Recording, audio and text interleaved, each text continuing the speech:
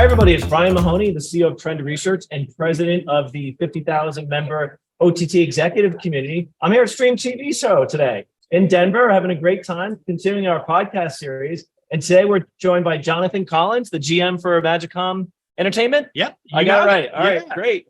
Jonathan, introduce yourself, please. So it's a pleasure to meet you. So Imagicomm Entertainment is the content distribution arm of the linear cable channel INSP. Okay.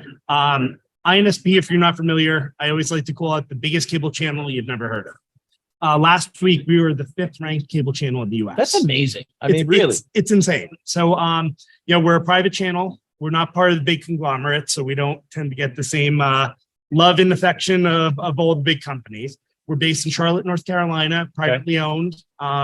That's one single channel, but like I said, 5th place last week.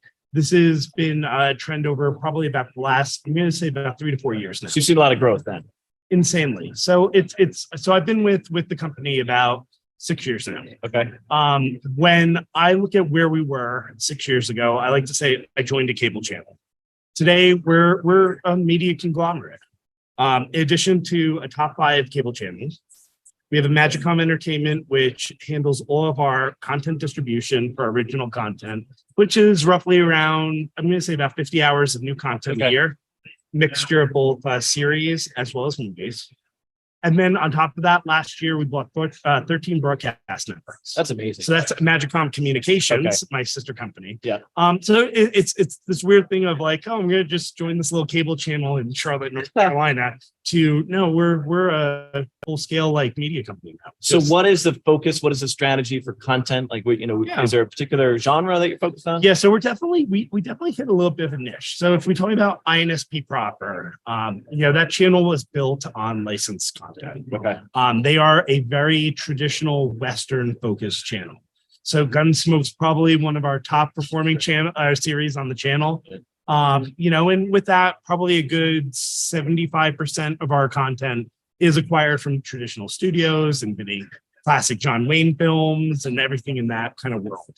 All the stuff that I used to watch on a Saturday morning, just without a doubt, So it brings me back to like being like a little kid and singing with my grandfather, like in front of the television, so there's definitely a bit of nostalgia there for me.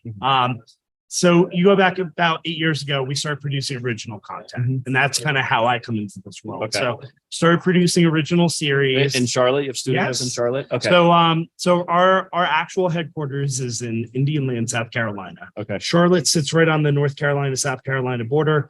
Indian Land's just over the border. But our main production and distribution facilities sit in Charlotte proper. That's where all our satellite dishes are, everything else. It's a sister company known as Imagicomm. Okay. So they're there, but we're this little kind of gem within Charlotte. Start producing original content to kind of sit with our classic Western content on INSP.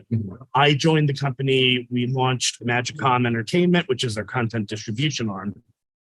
With that, our content kind of falls into kind of 2 key categories. One is we produce, I'm going to say about 3 kind of Hallmarky Christmas movies. Oh, nice. Okay. Yeah. So family friendly. Very much so. Everything we do, it's great. I'm going to quote Jeff Arthur. He's one of my colleagues. He came up with this term that is lunge-free entertainment, meaning anything that we create, you never have to lunge for the remote because someone walked into the room that it's inappropriate. Like I love that term because that's where we are. So you have Hallmarky kind of Christmas movies and then a lot of traditional Western content, as well as what I refer to as like either modern Westerns or Western adjacent. Yeah. Meaning like we have a franchise of films called County Line All In. And this is part of your original content series. Okay. And County Line No Fear. All of them take place modern South. The original started off with 2 sheriffs each side of the county line. One gets shot, the other sheriff goes to figure out who did it. Not Western in a traditional sense, but you'd see how it completely plays towards a Western. Right. That same kind of character development and kind of challenge against good and evil, the town against the bad guys. It's the moral right and wrong. Right. Okay. So like that's a key tenet of our company. We're very family friendly, very morally good versus evil. Like it's trying to find those like key elements that allows like for exploring things in a right versus wrong area Okay. without, let's say Without being preachy. Yeah. or like dipping into, Westworld's a great example. Huge fan of the show. At the same point, like the violence level of it would never work for us, right? Okay. So we try and like tell those stories in a very family setting Okay. without going kind of over the top into violence, So to speak. nudity, Yeah. like all that kind of craziness. Yeah, and that makes sense. I mean, there's so much content out there. People have plenty of options. It's Yeah. nice to know that there's also some safe options for families. Yeah. Right? So good. So before we get too far into that, I want to learn a little bit about your background. One of the things we like to do in this podcast is talk to leaders of the industry and figure how'd you get to where you are now? Gosh, so I know. I gosh, we go in the way back when machine. I wanted to be a director as a teenager. Not surprising. I spent most of my childhood probably watching way too many shows on TV. A little bit of a latchkey kid, right? So went to film school, Academy of Art University in San Oh, Francisco. congratulations. Awesome. Very first semester, started working with actors and realized I had no interest in directing whatsoever. Oh no. So Was it the actors that turned you off or? well, listen, loved hanging out with them. I just realized that I was not the type of person to Okay. try and like pull emotions, reactions. Okay. And yeah, it just wasn't a good director, and that was not my career. And you recognize that early, which is smart. I was incredibly blessed to like Yeah. first semester go, oh wow, this is not what I thought it was. So what do I do? So I shifted over to a producing emphasis and Yeah. really studied on the business side of things. My last year of film school, I actually finished in LA remotely. Was working for a independent production and distribution company. Started working on pre-production budgets and scheduling. So you've been in the industry for a while. Like, you know the yeah, probably. Gosh, that's going on almost 20 years ago. Okay. So, and then within my first 6 months, company wanted me to do some collection calls for international distributors, Yeah. and steamrolled into, well, you're calling them to find out about the money, start pitching them on new content, and here we are 20 years later and been in distribution that whole time. So from there, spent about 7-8 years with that company. Went back to school for my MBA at Vanderbilt. Nice. Really wanted to balance out my artistic undergraduate studies with a business background, and then flipped over to the studio side. So I worked for Disney in their international distribution, and then oversaw digital transactional for MGM for joining INSP and Imagicomm. about Very, very 7 years cool. ago. So what advice would you have for a young person coming out of college right now that wants to break into this industry? Oh gosh, I mean, I think the biggest challenge is you have to be committed to want this, right? It's not an easy industry to get into. It's an industry that has way more people wanting to get into it than there are possible positions to allow. Right. So if this is really your calling, like you gotta be dedicated about it. I had a very blessed meeting during my second year of my MBA program with the then CFO of Warner Music. Okay. His background wasn't in entertainment. He got brought in by the hedge fund that purchased Warner Music to primarily make sure that they had someone on the inside watching their finances, doing, trying to keep an eye on things. And he said, I walk around this building and I see some of the most talented people I've ever seen in a corporation, and they're working for a fraction of what they could be earning, and let's say less glamorous industries. So, I at that point had already been, 7-8 years into entertainment. Yeah. Wasn't leaving entertainment. So that was the nudge you needed. But it was a great thing Yeah. where he was just like, he's like, I feel like a lot of people kind of pursue this industry and may give up other opportunities. But at the same point, I'm like, this is, for me, it's my home. Right. Something I'm passionate about. Like, I work in sales, I work in distribution. I'm sure I could go work for Whirlpool and sell, washing machines. You're probably great at it too. It's like, It's not where my heart is, right? So So let's talk about where your heart is a little bit. We're here at Stream TV Show in Denver. Very cool vibe right here. A lot of the conversations where I've learned the most, quite frankly, is this type of conversation, not necessarily up on the stage or in the official sessions. It's just talking to people over lunch, or, last night we had a meetup for the OTT executive committee, which is pretty cool. What do you see as the larger trend right now? There's been some layoffs, there's been some contraction in content investments. the party's over, so to speak, in terms of just wildly spending without really thinking about the bottom line. Yeah, I feel like that's, I mean, listen, I feel like that's our economy as a whole right now, Okay. right? Everyone's like trying to figure out like what's the cost effective way to manage your business. And I think after years of let's say relatively loose monetary policy allowed a lot of companies within entertainment as well to just kind of spend chasing the dream as opposed to the financial reality of it. So so I think we're going through some of those challenges now where it's like, where is our business going that's cost effective? I think this particular event's amazing one. I feel like year over year, probably twice as big as last year. Yeah, no, definitely. Without a doubt. And I think you have a lot of focus now on, how do we reach consumers in a cost effective way? So without a doubt, FAST is of course like probably one of the key pillars. For us in our business, we started in AVOD going back probably about 6 years ago now, working with Tubi very early on. And then as well as, IMDb TV, which became Freebie, and that whole group. AVOD's been a tremendous business for us. What's the split right now in terms of AVOD versus FAST? So AVOD's still for us, I would say, probably way bigger. I'm going to say almost, for us, it's an established business. Sure. We've been working in the AVOD space for, like I said, about 5-6 years now. So if I have to split out the revenue, we're probably 80% AVOD, 20% FAST. We launched our FAST channel called Cowboy Way last year. So we're about a year and a half into it. And how's it going so far with Cowboy Way? Phenomenal. I mean, that's the big talk this week is all about FAST channels and the growth of FAST. Is this a a fad that's going to grow out, or is this have legs? I don't think so. It's funny, like, because so our organization being a traditional cable channel, anytime I try and do something new, the first part of it is really educating internally. What is this? What are we trying to do? Right. What's the goal? You just want to So for FAST, to me, like the way I pitch this internally, I'm like, listen, we're looking at broadcast television for the internet. And that was a very kind of simple way to look at this for our executives who've been working in the cable space for 30, 40 years now, and go, okay, well, we're kind of going back to we totally are. The lean back, curated, just kind of linear type of programming. And I think that's the big piece, right? It's like for me, listen, I'm talking about myself as a consumer.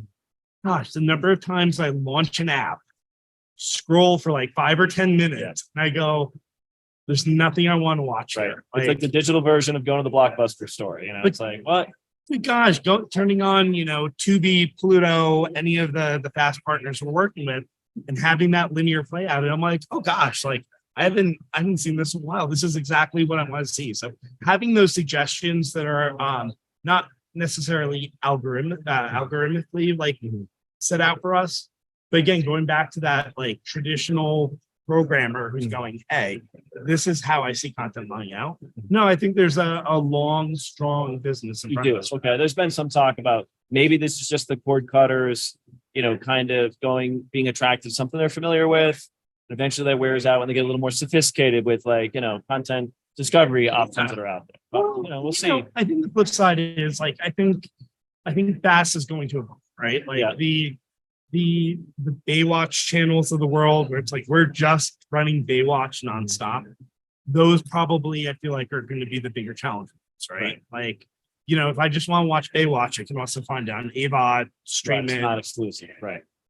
And this is where I think having more of those traditional programmers come into the bat space and kind of recreating that world in a more economical manner for viewers is going to continue to evolve. So one of the things, I think you're hitting on something that's important to me, and I've been thinking a lot about this, is it's not just about the video player, right? It's not just about selecting content from your library, playing it out to whoever your audience is.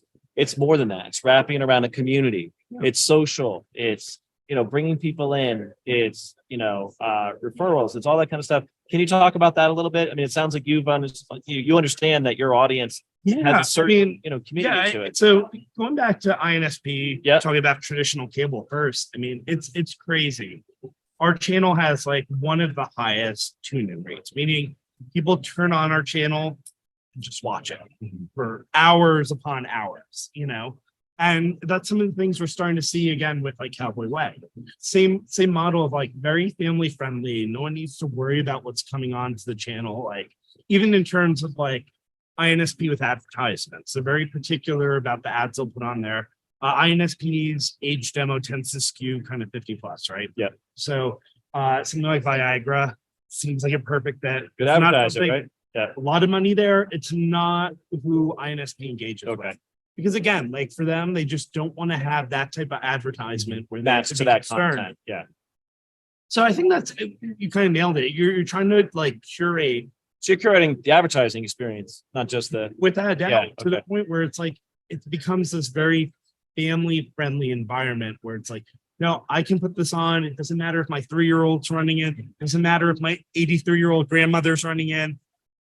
It's safe. It's something Right. we can all, kind of consume together in a very positive experience. So. well, good for you. Congratulations on all your success. It's very exciting, being able to like combine and evolve from traditional cable company to embracing the world of streaming and fast channels.